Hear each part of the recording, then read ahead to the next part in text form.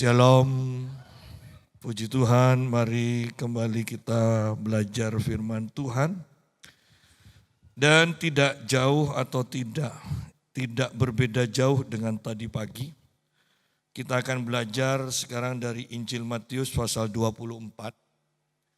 Injil Matius pasal 24, ayat yang ketiga sampai ayat yang ke-14. Permulaan penderitaan. Ketika Yesus duduk di atas bukit Zaitun, datanglah murid-muridnya kepadanya untuk bercakap-cakap sendirian dengan dia. Kata mereka, katakanlah kepada kami, bila manakah itu akan terjadi? Dan apakah tanda kedatanganmu dan tanda kesudahan dunia? Jawab Yesus kepada mereka, waspadalah, supaya jangan ada orang yang menyesatkan kamu. Sebab banyak orang akan datang dengan memakai namaku dan berkata, akulah Mesias, dan mereka akan menyesatkan banyak orang. Kamu akan mendengar deru perang atau kabar-kabar tentang perang, namun berawas-awaslah, jangan kamu gelisah. Sebab semuanya itu harus terjadi. Tetapi itu belum kesudahannya.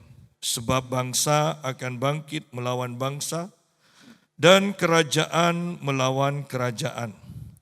Akan ada kelaparan dan gempa bumi di berbagai tempat. Akan tetapi semuanya itu barulah permulaan penderitaan menjelang zaman baru. Kita berhenti sampai sini dulu, tetapi kita akan bahas sampai ayat yang ke-14. Nah, kalau kita perhatikan kembali ayat-ayat yang kita baca dan sandingkan dengan kitab Wahyu, maka urutan-urutannya itu sama, ya. Penunggang yang memakai kuda putih berbicara tentang penyesatan, dan kuda merah berbicara tentang peperangan, kuda hitam berbicara tentang kelaparan, kematian, gempa bumi, dan yang terakhir itu hijau kuning itu berbicara kembali kematian secara total, kebinasaan. Urutan-urutannya sama. Jadi kita lihat bahwa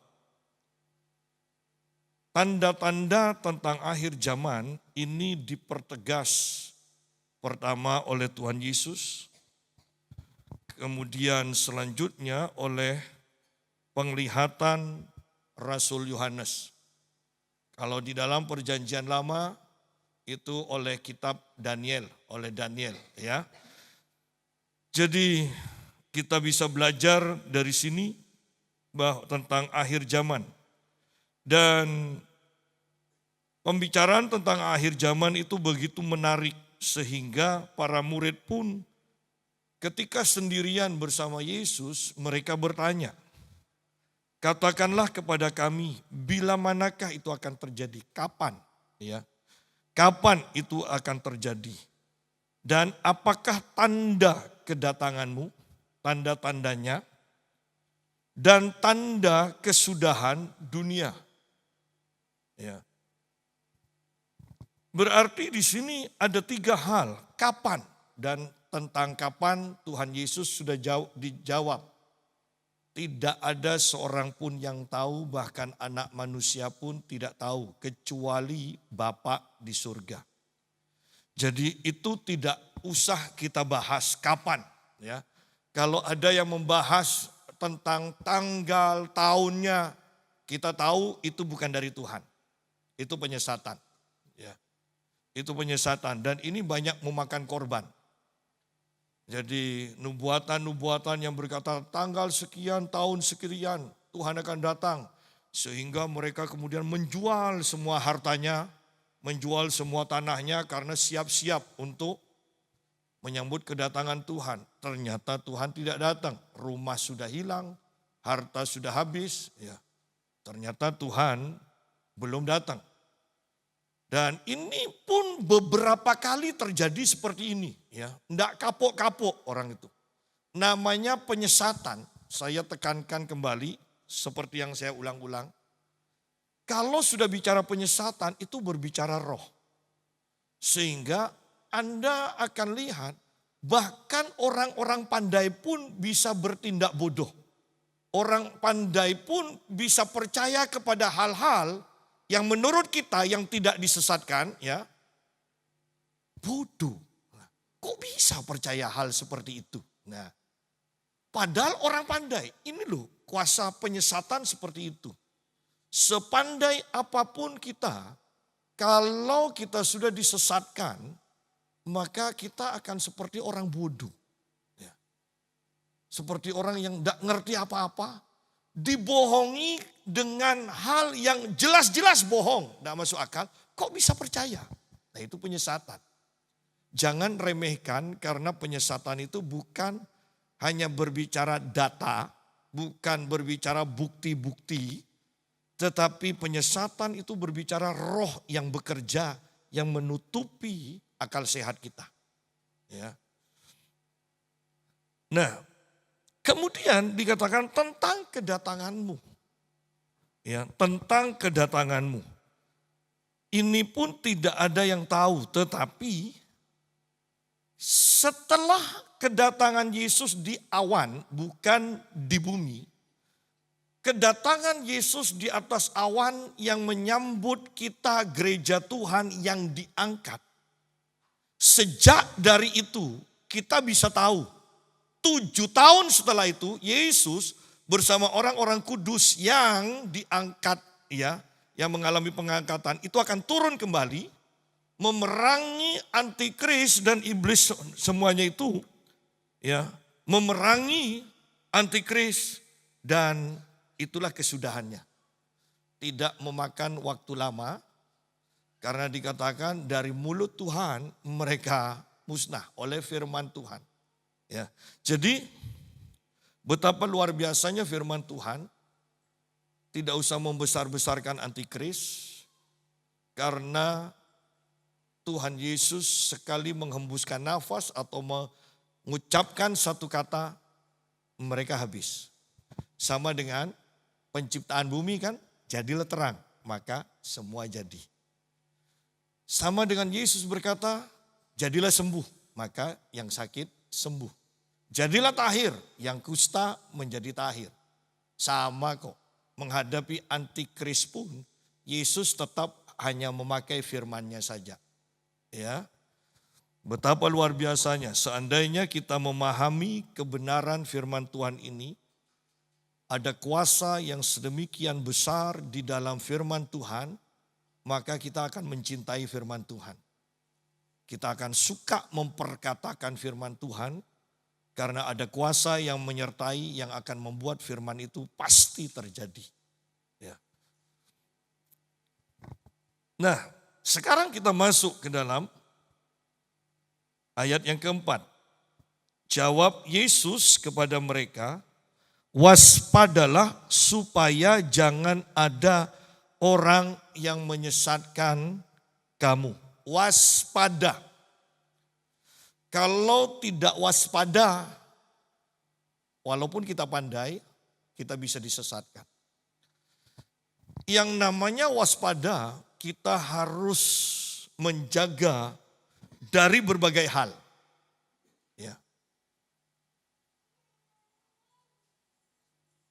Kalau orang itu cinta uang, maka dia akan mudah disesatkan melalui iming-iming uang. Ya. Kalau dia cinta, ya kelemahannya lah, kelemahannya. Tiap orang kan punya kelemahan. Kalau kelemahannya wanita, maka dia akan bisa disesatkan dengan iming-iming wanita. Oleh karena itu, waspada. Artinya kita sendiri harus tahu kelemahan kita, sehingga jangan sampai kita jatuh dengan kelemahan kita ini. Waspada, kita sendiri harus belajar firman Tuhan, Sehingga kalau ada orang menyampaikan firman Tuhan tidak sesuai dengan konteks, tidak sesuai dengan firman yang kita sudah baca dan renungkan, kita bisa tahu ini tidak benar. Ya.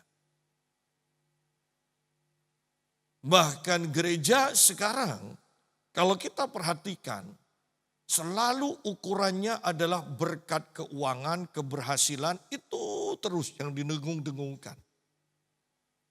Padahal seharusnya yang diajarkan adalah bagaimana kedagingan kita semakin ditinggalkan dan bagaimana kita semakin mengejar hal-hal atau perkara-perkara yang rohani. Seharusnya itu. Sehingga Paulus pun tidak bingung dia dengan keadaannya. Apakah dia limpah, apakah dia kekurangan. Itu tidak menggoyahkan imannya. Itu hanya perkara-perkara jasmani, kelimpahan perkara jasmani, kekurangan, masalah jasmani. Yang ku kehendaki, kata Paulus, hanyalah mengenal Tuhan. Artinya fokus Paulus itu adalah perkara-perkara rohani. Kalau kita keuangan kita bertambah, kehormatan kita bertambah. Tetapi perkara-perkara rohani kita tidak bertambah dalam bidang itu, berarti kita merosot. Berarti kita tidak akan mengalami pengangkatan dari Tuhan. Ya. Kembali saya tekankan, ukuran yang benar adalah iman yang benar adalah ketika kita semakin berkurang dalam hal-hal keinginan jasmani, keinginan daging. Tetapi kita semakin haus, semakin lapar, semakin banyak mendapatkan perkara-perkara rohani. Itu adalah iman yang benar. Di akhir zaman seperti ini, Anda tidak semakin haus akan Tuhan. Tidak semakin mengejar Tuhan lebih dari biasanya. Berarti kita sedang merosot. Berarti kita tidak cinta, tidak haus, tidak menginginkan perkara-perkara rohani. Ketika kita tidak menginginkan perkara-perkara rohani, itu tandanya kita mengalami kemerosotan. Itu tandanya kita meninggalkan kasih mula-mula. Dan Tuhan berkata, betapa dalamnya engkau sudah jatuh. Tidak melakukan korupsi, tidak berzina, tidak menipu, tidak marah-marah terus. Hanya tidak tertarik lagi. Tidak tertarik seperti dulu tertariknya akan perkara-perkara rohani. Dan Tuhan Yesus berkata, betapa dalamnya kau sudah jatuh. Dan untuk yang seperti ini, Tuhan katakan, bertobatlah. Bukan ngeri kan? Padahal kalau hal seperti ini, kita hanya agak berkurang aja kasih mula-mula kita. Kan kita berpikir, enggak perlu bertobat. Enggak ada yang salah. Enggak ada yang dirugikan. Tetapi ternyata di hadapan Tuhan, betapa dalamnya engkau sudah jatuh. Dikatakan. Ini kan ngeri. Inilah yang disebut bahkan pikiranmu bukan pikiranku. Rancanganmu bukanlah rancanganku. Ya. Inilah gunanya beribadah. Inilah gunanya kita mempunyai saat teduh. Supaya pikiran kita itu diselaraskan dengan pikiran Tuhan. Mengerti cara kerja Tuhan. Kembali kepada pembahasan firman Tuhan ini. Waspadalah. Harus waspada. Hati-hati. Supaya jangan ada orang yang menyesatkan kamu. Betapa pentingnya kita itu juga memahami, mengerti dengan siapa kita bergaul. Karena kalau kita bergaul dengan orang yang tidak tepat, maka kita, orang itu bisa saja menyesatkan kita. Ya. Enggak Pak, saya tidak mungkin disesatkan, puji Tuhan. Tetapi Alkitab juga melalui Paulus berkata, janganlah orang bermegah. Ya. Hendaklah orang bermegah hanya ketika dia mengenal Tuhan. Ya. Waspadalah supaya jangan ada orang yang menyesatkan kamu. Sebab banyak orang akan datang dengan memakai namaku dan berkata, akulah Mesias. Dan mereka akan menyesatkan, perhatikan ini, banyak orang. Kalau menyesatkan banyak orang, berarti yang disesatkan berarti kan ini berbicara orang Kristen kan, orang beriman. Dan mereka menyesatkan banyak orang beriman. Banyak yang disesatkan. Penyesat ini datang memakai nama Yesus. Tuhan berkata, Tuhan menyuruh saya. Tuhan Yesus. Mereka tidak memakai nama Allah lain. Mereka tidak memakai nabi-nabi di luar nabi-nabi Kristen. Bukan. Semuanya atribut Kristen yang dipakai. Tetapi mereka menyesatkan. Oh.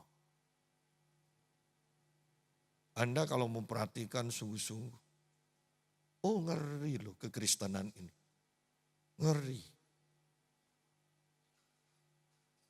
Baik dalam doktrin, baik dalam moral. Ngeri.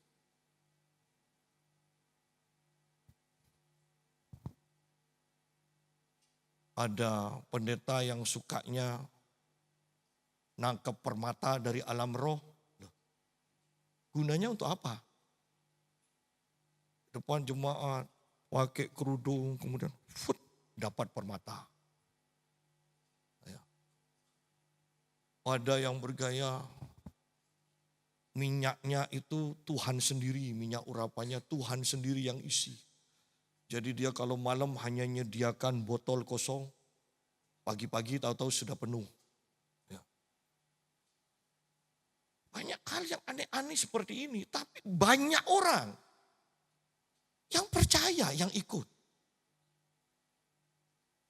Seseorang yang tergila-gila dengan pelayanan dua hamba Tuhan ini, ya, anak dan ibu ini, sampai pergi ke tempatnya. Sampai bermalam. Bahkan dikatakan, dia dapat minyak dari taman surga yang dibuat miniaturnya. Ada malaikatnya. Malaikatnya bisa bergerak loh Pak kalau malam. Ini kan menakutkan, kan horor berarti kan. Ya. Dan saya hanya mendengar. Beberapa bulan kemudian. Dikatakan, Pak Yusa. Ternyata dua orang itu kejam. Jadi mereka bisa mengelola seperti sebuah mall.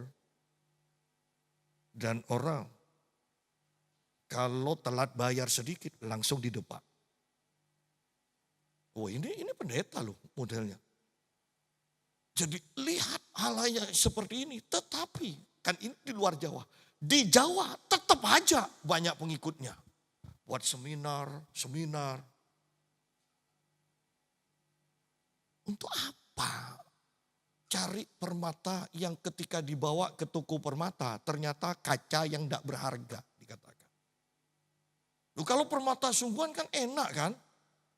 Kasihkan ke jemaat satu, nanti minggu depan giliran jemaat lain satu. Kan tidak ada yang miskin kan berarti. Ya. Kalau memang minyak itu dari surga, kenapa kok sedikit yang disembuhkan diolesi minyak itu? Kan seharusnya kan logika kita kan main seperti itu. Kalau itu memang minyak Tuhan sendiri yang isi. Betapa dahsyatnya itu. Ya. Ternyata tidak ada mujizat tuh tetap. Ini salah satu penyesatan. Masih banyak. Nah, hamba Tuhan yang berkata, firman tidak penting. Yang penting itu penyembahan. Bagaimana bisa menyembah dengan benar tanpa firman Tuhan? Ya. Sebab Yesus sendiri berkata, akan tiba waktunya orang menyembah Bapa dalam roh dan kebenaran. Kebenaran ini kan bicara firman kan. Tanpa firman Anda tidak bisa menjadi penyembah yang benar. Dan di sini banyak orang disesatkan. Karena mereka tidak mengerti. Ya kan? Kitab Hosea berkata, umatku binasa. Terjemahan lain mengatakan, umatku disesatkan. Karena tidak mengenal Tuhan. Karena tidak mengenal kebenaran. Banyak orang akan datang dengan memakai namaku. Berarti banyak penyesatnya. Dan berkata, akulah Mesias, dan mereka akan menyesatkan banyak orang. Penyesatnya banyak, yang disesatkan banyak. Jangan sampai itu adalah kita yang disesatkan kan. PD seperti di Surabaya, bagus. Orang mungkin haus, datang. Tetapi ketika mereka tidak ditanam di satu gereja, mereka tidak belajar tunduk kepada satu pemimpin, hanya kerjanya keliling terus. Kan mirip dengan iblis kan? Hai iblis, dari mana aja kau? Sedang keliling-keliling dikatakan. Bahayanya PD yang begitu banyak itu adalah itu. Saya juga selalu menekankan kok. PD itu ada kebaikannya, ada kejelekannya juga. YouTube, khotbah-khotbah, ada kejelekannya, ada kebaikannya. Anda tidak tahu cara hidup dari pengkhotbah-pengkhotbah di medsos itu. Anda mungkin mengatakan, bagus. Cara hidupnya bagaimana? Nah, Anda tidak tahu. Kemudian ketika Anda mendengarkan pengkhotbah yang bagus. Dan lebih bagus dari gembala Anda. Kalau Anda tidak punya kedewasaan rohani, Anda akan bandingkan gembala Anda dengan pengkhotbah medsos itu. Dan pada akhirnya Anda akan menjadi tawar hati mendengar khotbah dari gembala Anda. Ada yang jauh lebih bagus kok. Tapi saya mau katakan, kalau Anda sakit, tidak mungkin orang itu datang. Bahkan jemaat yang bernaung di mega church, perhatikan nih, kalau ada keluarganya yang mati dan orang ini bukan orang kaya, tidak akan minta pelayanan, tidak berani minta pelayanan, dan tidak akan dilayani oleh gembala seniormu. Engkau akan lari ke gereja kecil untuk minta dilayani. Engkau mungkin akan lari kepada gereja di mana engkau berasal. Walaupun sudah puluhan tahun kau tidak memberi perpuluhan di gereja itu. Perhatikan di sini. Betapa jahatnya ketika jemaat dari gereja kecil, dari desa, kota kecil, pindah ke gereja besar. Mereka sudah terima jemaat yang sudah jadi. Mereka mendapatkan persembahan, mendapatkan perpuluhan. Tetapi gereja besar ini tidak pernah memperhatikan kehidupan dari gereja di kota kecil itu. Ayo pikirkan ini. Pikirkan. Kadang kita berpikir, wah saya beribadah, saya jadi jemaat di gereja besar. Kalau keluargamu mati, kembali ke kampung halaman, kira-kira itu staf penggembalaan atau gembala senior kira-kira akan datang melayani atau enggak? Kira-kira engkau berani menerima pelayanan dari pendeta senior? Yuk pikirkan. Yang mana yang benar? Sekarang ini akhir zaman, kita harus pikirkan yang benar. Kembali kepada pembahasan kita. Banyak orang akan tampil sebagai penyesat dan banyak orang akan disesatkan. Ya. Ayat yang ke-6. Kamu akan mendengar deru perang atau kabar-kabar tentang perang. Namun berawas-awaslah, jangan kamu gelisah. Sebab semuanya itu harus terjadi. Ya. Jadi tidak perlu didoakan supaya tidak ada perang. Karena perang-perang ini harus terjadi dikatakan. Ya.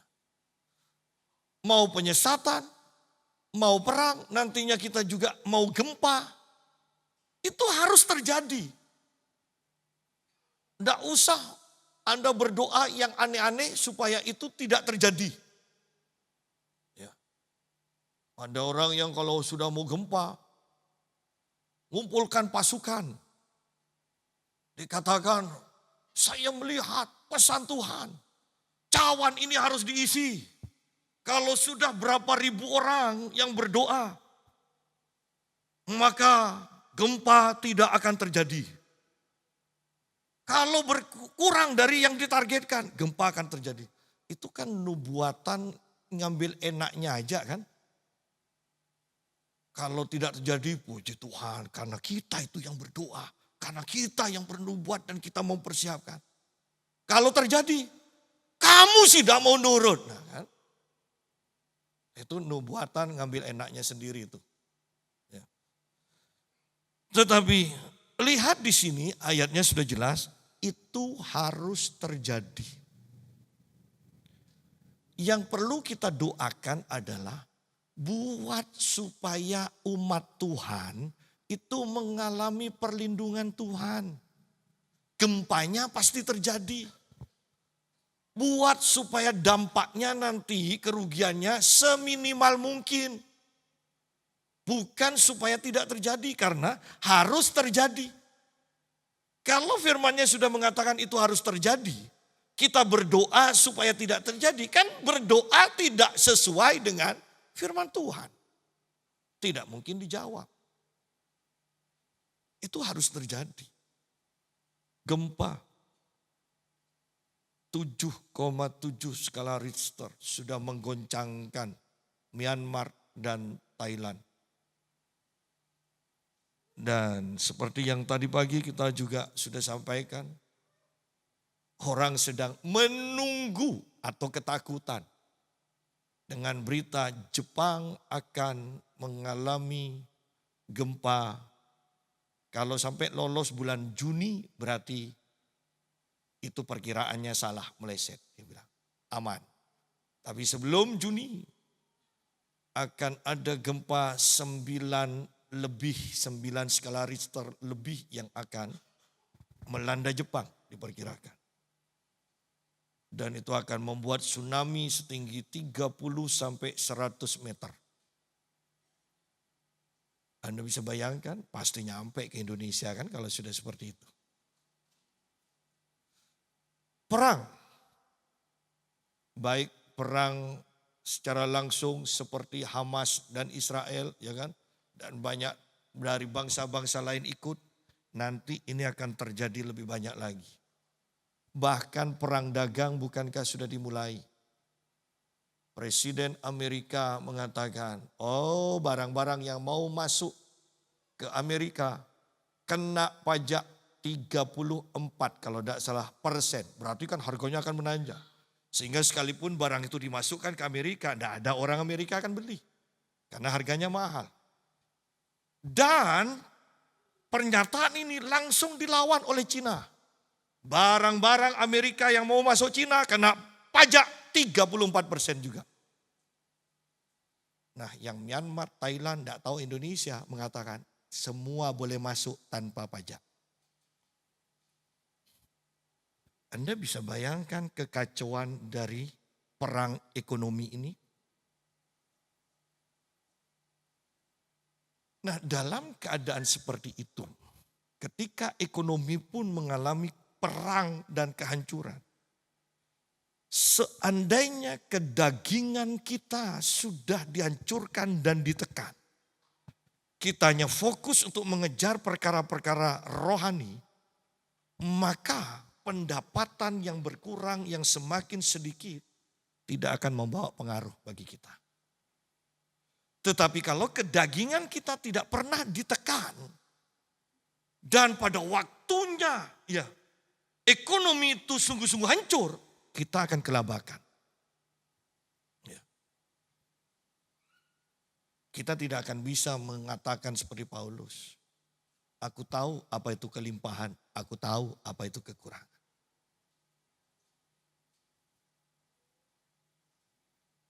Sebelum itu terjadi seharusnya kedagingan kita sudah dihancurkan. Kita lebih mengutamakan perkara-perkara rohani. Sehingga kita akan bisa menerapkan firman dari seorang hamba Tuhan yang berkata, kalau engkau kehilangan mobilmu, engkau belum kehilangan. Kalau engkau kehilangan orang tuamu, saudaramu, istrimu, apapun juga, engkau belum benar-benar kehilangan, dikatakan. Karena memang semua itu tidak bisa dipertahankan. Itu semua pasti akan lenyap. Tetapi kalau engkau kehilangan Yesus, itu sungguh-sungguh engkau kehilangan. Dia bilang. Karena seharusnya kalau kau menjaga sungguh-sungguh, Yesus tidak pernah akan hilang dari kita, tidak akan pernah meninggalkan kita. Kalau keluarga kita, sekalipun kita jaga sedemikian rupa, tetap akan mati kok. Ya? Tetap. Sehingga itu bukan kehilangan dikatakan. Tapi kalau engkau kehilangan Yesus, engkau benar-benar kehilangan. Oh, pernyataan itu pernyataan yang sangat kuat. Namun ayat yang ke-6, namun berawas-awaslah jangan kamu gelisah. Sebab semuanya itu harus terjadi. Harus terjadi. Penyesatan, deru perang. Perang baik secara nyata, perang tembak-tembakan, nuklir segala macam. Perang ekonomi juga kan. Tetapi itu belum kesudahannya. Sudah sedahsyat ini masih belum kesudahannya dikatakan. Sebab bangsa akan bangkit melawan bangsa. Terjemahan yang tepat berkata, etnis akan bangkit melawan etnis. Suku akan melawan suku. Berarti dalam negeri pun itu akan kacau. Kita pernah dikagetkan dengan perang Sampit kan?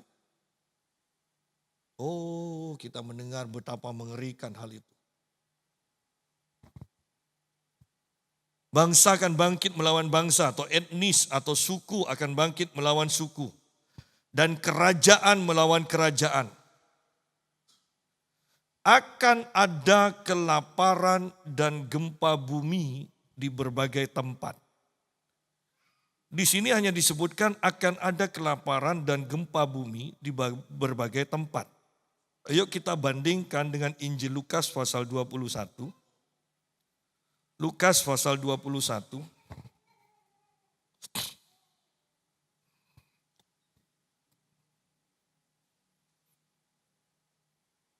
Ayat yang 10 dan 11. Yesus berkata kepada mereka, bangsa akan bangkit melawan bangsa dan kerajaan melawan kerajaan. Dan akan terjadi gempa bumi yang dahsyat. Perhatikan bukan hanya sekedar gempa bumi, tetapi gempa bumi yang dahsyat. Anda bisa artikan sendiri itu, berapa skala Richter. Ya. Gempa bumi yang dahsyat. Dan di berbagai tempat akan ada penyakit sampar. Intinya ini penyakit yang menular. Ya, menular dengan cepat. Ini adalah wabah, mungkin kita bisa sebut wabah. Ya. Ada penyakit sampar dan kelaparan. Dan akan terjadi juga hal-hal yang mengejutkan dan tanda-tanda yang dahsyat dari langit. Dan saya tekankan kembali, ini harus terjadi. Tidak bisa dibatalkan. Ini harus terjadi. Bayangkan penyesatan, mungkin Anda kata penyesatan gampang. Perang bagaimana? Nah, perang mulai agak menakutkan. Karena ini pasti berdampak. Ya. Baik perang antar negara, baik perang antar suku. Ya. Kemudian gempa bumi yang dahsyat. Dan kelaparan di mana-mana. Jangan Anda bayangkan kelaparan di mana-mana ini kemudian Anda pikir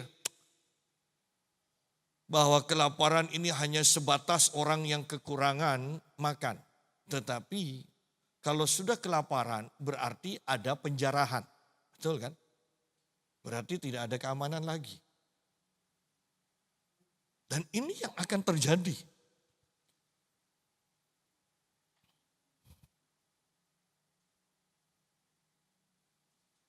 Penyakit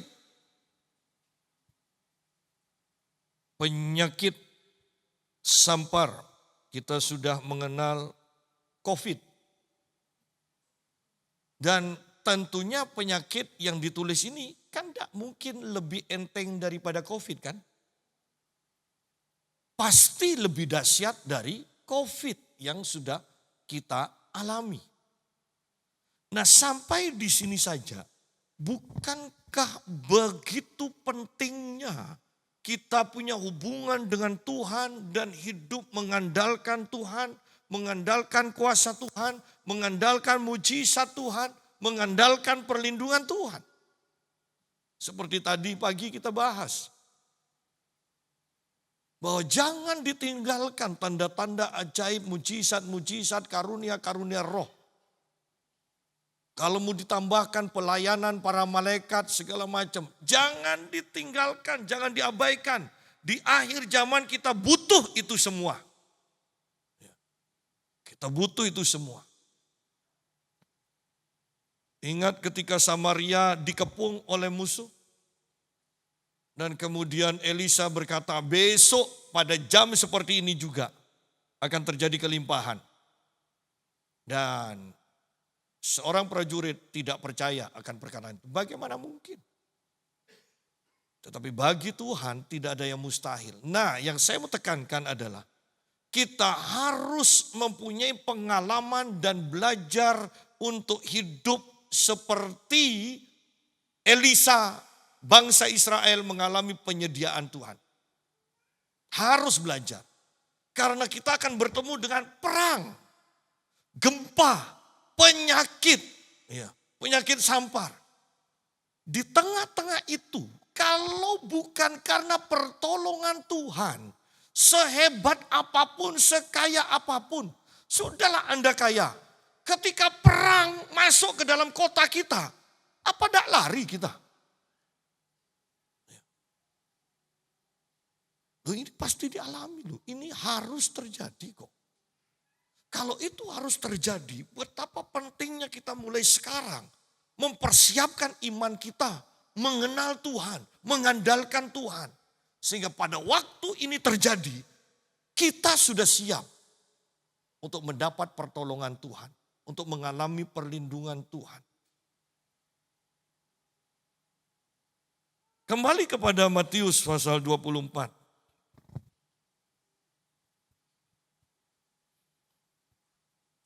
Ayat 8, akan tetapi semuanya itu barulah permulaan penderitaan menjelang zaman baru. Semua itu baru permulaan penderitaan dikatakan. Terjemahan yang tepat mengatakan permulaan sakit bersalin.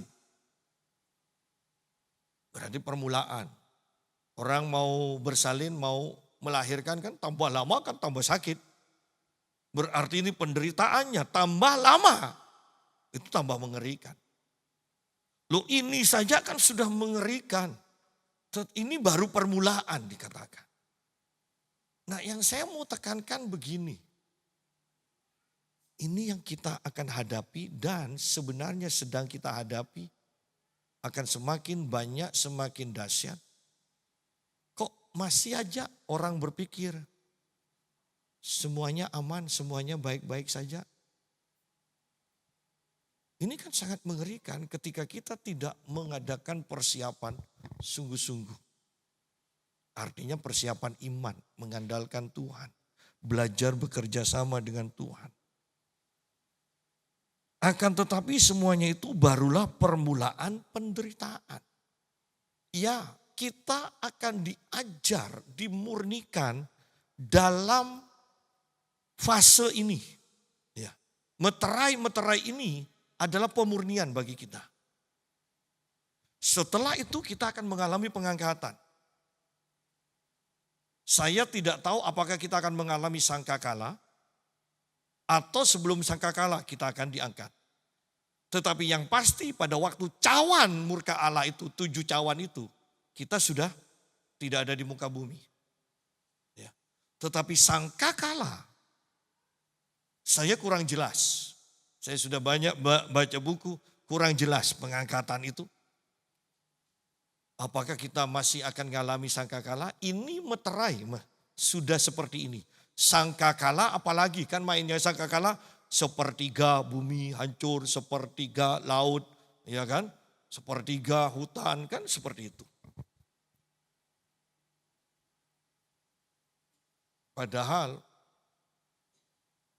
kebakaran hutan di California aja sudah seperti itu. Kan itu belum sepertiganya, ya kan? Belum sepertiga bumi kan? Sudah seperti itu. Nah ini firman Tuhan pasti terjadi. Saya tekankan pasti terjadi. Yang sangat menyedihkan banyak orang Kristen hanya ya. Tapi sebenarnya tidak percaya, tidak memperhatikan, tidak mempersiapkan diri. Sama seperti zaman Nuh. Nuh sudah memberitakan. 120 tahun. Ya kira-kira 120 tahun. Bukankah orang sudah mendengar? Mungkin sungkan kepada Nuh, ya. Tapi mereka tidak adakan persiapan, mereka tidak percaya. Ketika itu sudah terjadi, kasep. Kasep.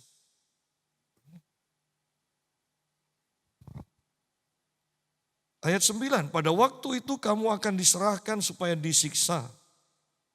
Dan kamu akan dibunuh. Dan akan dibenci semua bangsa oleh karena namaku. Ya. Kalau mau terperinci Anda baca di Lukas tadi. Itu bagaimana kita akan dibawa ke pengadilan, bagaimana disiksa, bagaimana dibunuh di tempat ibadah. Ya kan? Tapi dikatakan, engkau tidak usah mempersiapkan jawaban ketika ditanya, aku yang akan memberikan, bekerja melaluimu, memberikan jawaban-jawaban. Ya.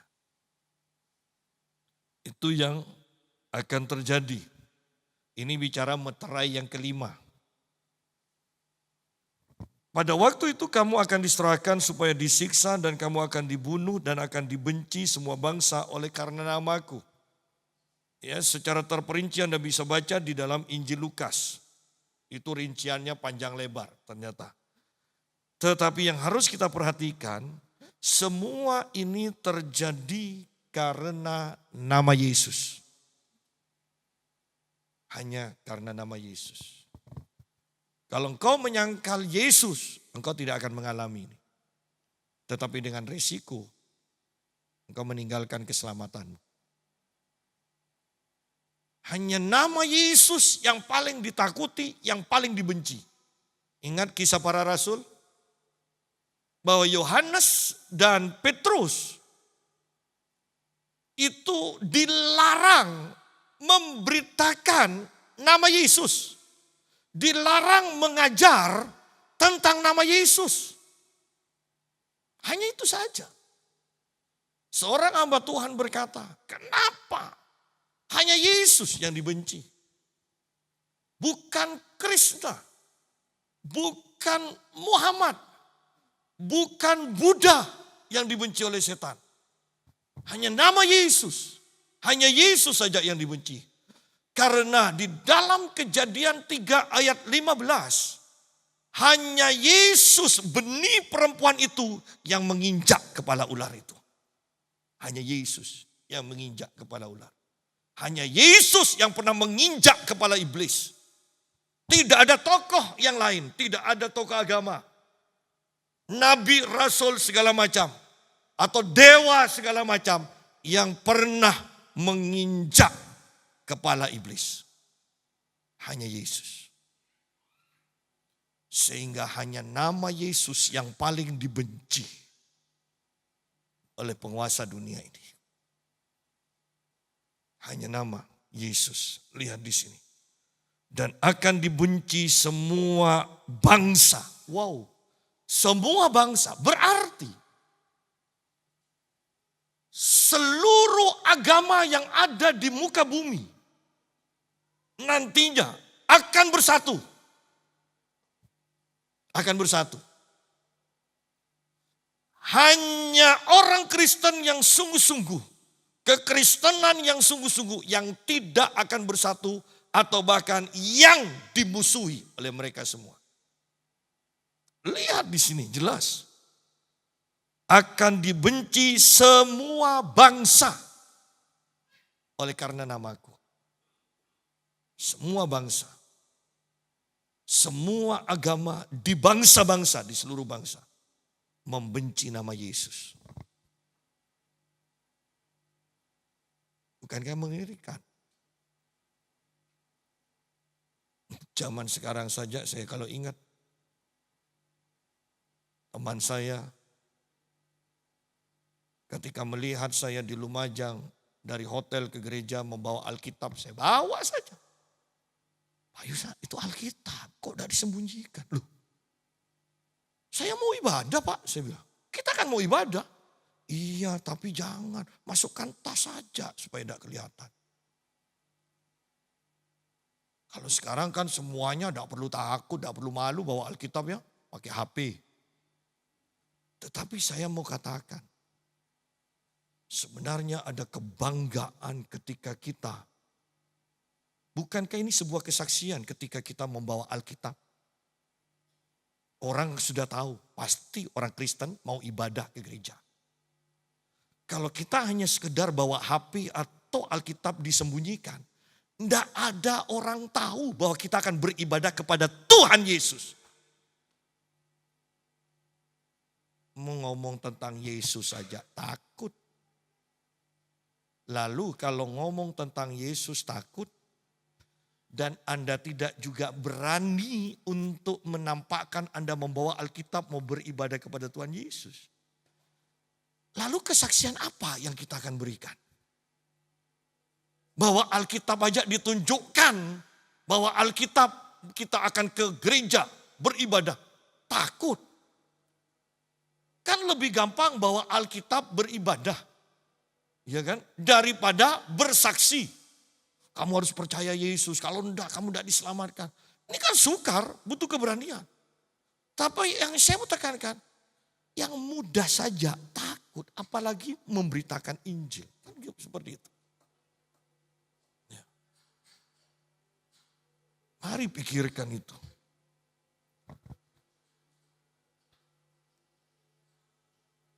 Ayat 9, ayat 10. Dan banyak orang akan murtad. Dan mereka akan saling menyerahkan dan saling membenci. Anda lihat perinciannya kembali di Injil Lukas.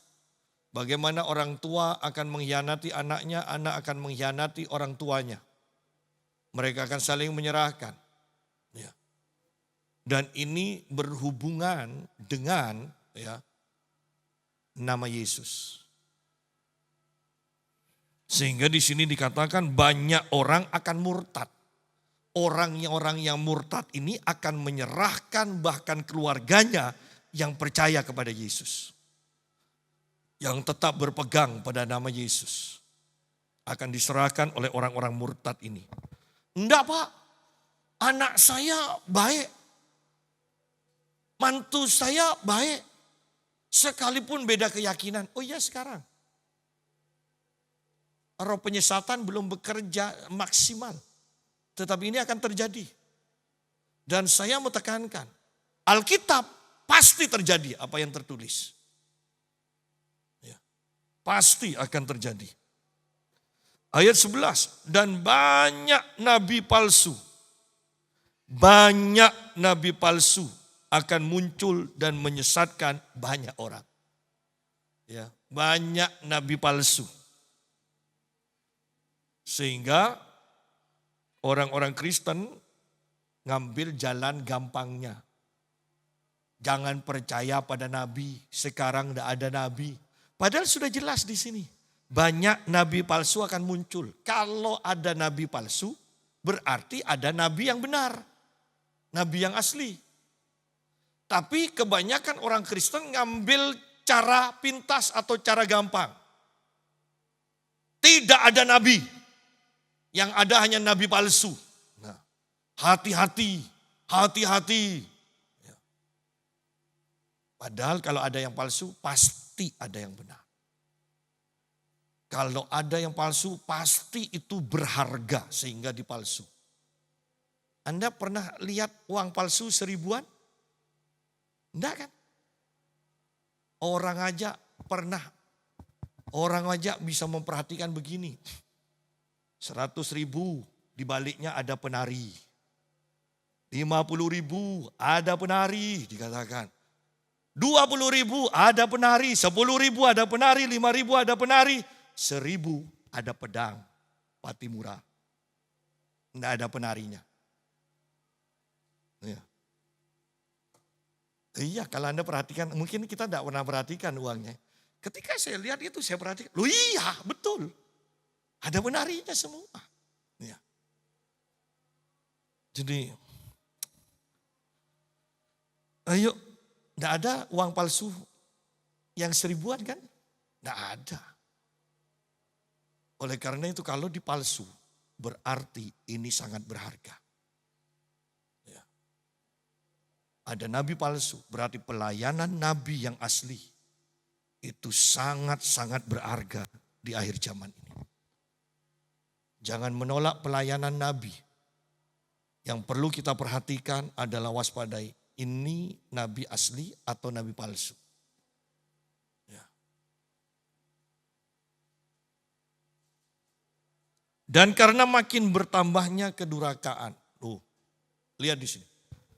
Di akhir zaman kedurhakaan semakin bertambah.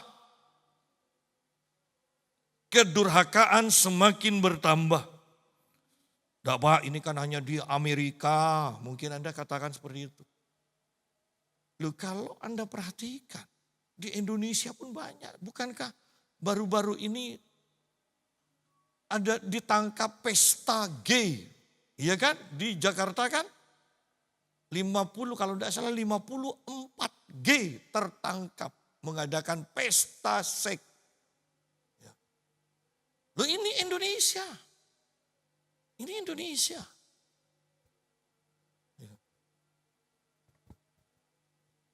Orang Indonesia itu kadang agak lucu. Dosa yang begitu menjijikkan bisa jadi lelucon kan? Loh kalau kita lihat model orang-orang banci kan ketawa-ketawa. Oh lucu-lucu. Padahal itu dosa yang menjijikkan loh. Ya. Orang Indonesia memang aneh. Polisi sama teroris tembak-tembakan bukan lari ditonton. Mana terorisnya? Mana? Ya. Dosa yang begitu menjijikkan kita buat lelucon juga loh. Tetapi ingat, jangan katakan, tidak mungkin. masuk ke Indonesia, tidak mungkin kena pada keluarga saya. Kalau kita tidak sungguh-sungguh, lihat di sini. Karena makin bertambah, makin bertambah kedurhakaan. Maka kasih kebanyakan orang akan menjadi dingin. Kedurhakaan. Bagaimana kita bisa durhaka kalau kita dekat sama Tuhan? Kecuali kita semakin jauh tanpa kita sadari. Semakin jauh dari Tuhan. Semakin jauh. Maka kita pasti akan durhaka pada akhirnya.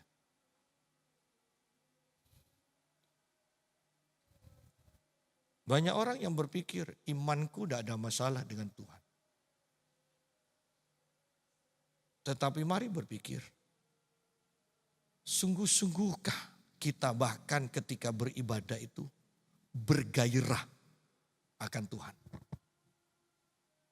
Ada gairah, ada rasa haus, lapar yang hanya bisa terselesaikan ketika kita dijamah oleh Tuhan. Kalau itu sudah tidak ada, ingat, berarti kita semakin jauh dari Tuhan. Pak, tapi saya pelayanan di gereja, bukan itu ukurannya. Gairah, rasa haus dan lapar akan Tuhan, itu ukurannya. Ya. Tidak salah dengan pelayanan.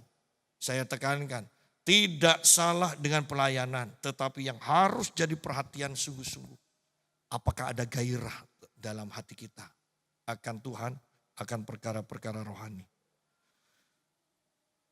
Tetapi orang yang bertahan sampai pada kesudahannya akan selamat. Hati-hati orang yang sudah merasa aman. Saya percaya Yesus pasti selamat. Penilaiannya bukan sekarang. Nanti ketika kita sudah diangkat atau enggak. Ya. Dan saya ingatkan kembali. Orang sekelas Pastor Mutu saja. GMM Mutu berkata, kalau boleh memilih, saya lebih baik mati sekarang, saya pasti masuk surga. Daripada saya itu sampai ke masa pengangkatan. Seberapa kudus kita untuk bisa mengalami pengangkatan. Yang saya mau tekankan begini, saya tahu bagaimana hamba Tuhan ini hidup, keluarganya bagaimana dia hidup, bagaimana dia begitu murah hatinya. Ya, orang ini sangat luar biasa. Iya. Ada hamba-hamba Tuhan yang datang ke sini, yang dari luar negeri. Ketika saya sampai, almarhum Pastor Samuel berkata, ini ada Pak Yusa, tidak mau datang ketemu. Saya sibuk, saya tidak bisa. Padahal sudah satu kota. Oleh karena itu Anda jangan merasa heran. Banyak hamba Tuhan yang dulu sering datang, sekarang saya tidak mau. Di sini baik ketika kita baik, di sana tidak akan dianggap. Saya hanya tahu tiga orang yang begitu menganggap GMM itu almarhum Samuel Lai dan Andrew Cilaya. Kalau Anda hubungi dan orang ini ada di Malaysia, ketika Anda di Malaysia, orang ini akan datang kepadamu dan engkau akan disambut, engkau akan dibawa ke restoran yang paling mahal untuk dilayani. Ya, kalau yang lainnya belum tentu. Iya. Ya. Nah, kembali kepada pembahasan kita. Orang yang bertahan sampai pada kesudahannya akan selamat. Sekarang belum kesudahannya. Jangan ada orang bermegah. Kita bisa jatuh kapan saja, di mana saja. Oleh karena itu, bukannya kita percaya kita pasti jatuh, bukan. Kita bisa jatuh, oleh karena itu kita harus berpegang dan dipegang oleh Yesus. Sampai akhir. Sampai akhir. Sekarang belum dinilai. Ya, belum dinilai. Tetapi orang yang bertahan sampai pada kesudahannya akan selamat. Dan Injil kerajaan ini akan diberitakan di seluruh dunia menjadi kesaksian bagi semua bangsa. Sesudah itu barulah tiba kesudahannya. Jadi sebelum 5 meterai ini, bahkan 6 meterai, itu terjadi dan menginjak ke sangkakala. Tugas kita di sini adalah memberitakan Injil. Pak, kan enakan enggak usah memberitakan Injil, Pak. Jadi Tuhan Yesus enggak akan datang-datang. Ya kan? Bumi enggak akan mengalami kesudahan sebelum Injil diberitakan ke seluruh dunia. Loh, betul bumi enggak akan mengalami kesudahan. Tapi kan semakin menderita, semakin menderita, semakin menderita kan? Bayangkan kita semakin miskin, semakin miskin, semakin miskin. Bayangkan kita Idul Fitri tidak bisa kemana-mana, di rumah terus. Iya kan? Ketika ada penyakit sampar kan? Dan kalau ini terjadi di rumah terus, sembunyi terus. Tidak ada listrik, padahal kita sudah terbiasa dengan HP. Tidak ada listrik, otomatis tidak ada wifi. Apa tidak bosan hidup? Tidak apa-apa Pak, yang penting Yesus tidak datang. Loh, ini kan pikirannya orang stres. Di sini Injil kerajaan ini akan diberitakan di seluruh dunia menjadi kesaksian bagi semua bangsa. Sesudah Injil ini diberitakan ke seluruh dunia, barulah tiba kesudahannya. Supaya tidak sudah Pak, tidak usah beritakan Injil. Loh bukan seperti itu. Semakin Anda tidak mau beritakan Injil, penderitaan kita di muka bumi ini semakin bertambah. Ketakutan yang melanda kita semakin bertambah. Kegelisahan yang melanda kita semakin bertambah. Kalau bertambah terus dan tidak selesai-selesai. Kan bumi akan dipenuhi dengan orang yang mukul dada. Lebih baik mati, kan gitu kan. Oleh karena itu, supaya kita tidak berlarut-larut dalam kesusahan-kesusahan ini, hal-hal yang menakutkan ini, giatlah memberitakan Injil. Dan semuanya pun sudah disediakan. Ada internet, ada ya kan sekarang pakai Zoom, pakai apa kan. Tujuannya kan supaya seluruh dunia mendengar. Tidak ada alasan bagi orang mengatakan, saya tidak tahu Yesus, tidak pernah dengar. Tidak ada alasan.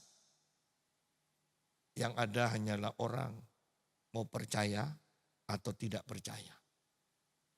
Ketika ini sudah sampai ke seluruh dunia diberitakan Injil, baru mulai hancur. Mungkin negara ini mulai lenyap, negara ini mulai lenyap, negara ini mulai lenyap. Baru itu akan terjadi. Oleh karena itu, selagi ada waktu, beritakan Injil kepada orang yang kita kenal, kepada orang yang dipertemukan dengan kita. Ya, tidak usah ngancam-ngancam neraka. Ceritakan aja pengalaman kita dengan Tuhan Yesus. Bagaimana kesetiaan Tuhan. Bagaimana ketika kita susah Tuhan tetap setia menemani kita. Bagaimana ketika kekurangan Tuhan memberikan mujizat keuangan dan sebagainya. Itu akan menarik. Baru ketika kita sudah memberitakan semuanya, baru satu persatu bumi hancur dan lenyap. Hancur dan lenyap, hancur dan lenyap, hancur dan lenyap. Baru itu akan terjadi. Oleh karena itu mari persiapkan diri kita. Jangan sampai ada satupun yang ketinggalan. Jangan sampai ada yang murtad. Jangan sampai ada yang disesatkan. Lebih lagi di dalam Injil Lukas dikatakan, jangan sampai ada yang mati karena ketakutan. Belum perang. mendengar kabar perang, belum mengalami gempa, mendengar kabar gempa, sudah takut. Kaget terus kan? Kaget terus, mati akhirnya. Jangan. Itu hal yang memalukan. Mati karena ketakutan. Itu kan memalukan. Kalau memang mau mati, matilah sebagai saksi Kristus. Matilah karena disiksa demi mempertahankan nama Yesus. Mempertahankan iman kita. Maka mahkota tersedia bagi kita di surga. Untuk memperkuat iman kita, Yesus berkata, ingatlah aku melalui perjamuan kudus. Ini mengingatkan kita akan semua karya Tuhan yang sudah kita terima. Sehingga dengan demikian iman kita akan terjaga, tetap sehat, tetap kuat, tetap kokoh. Mari kita mempersiapkan diri kita untuk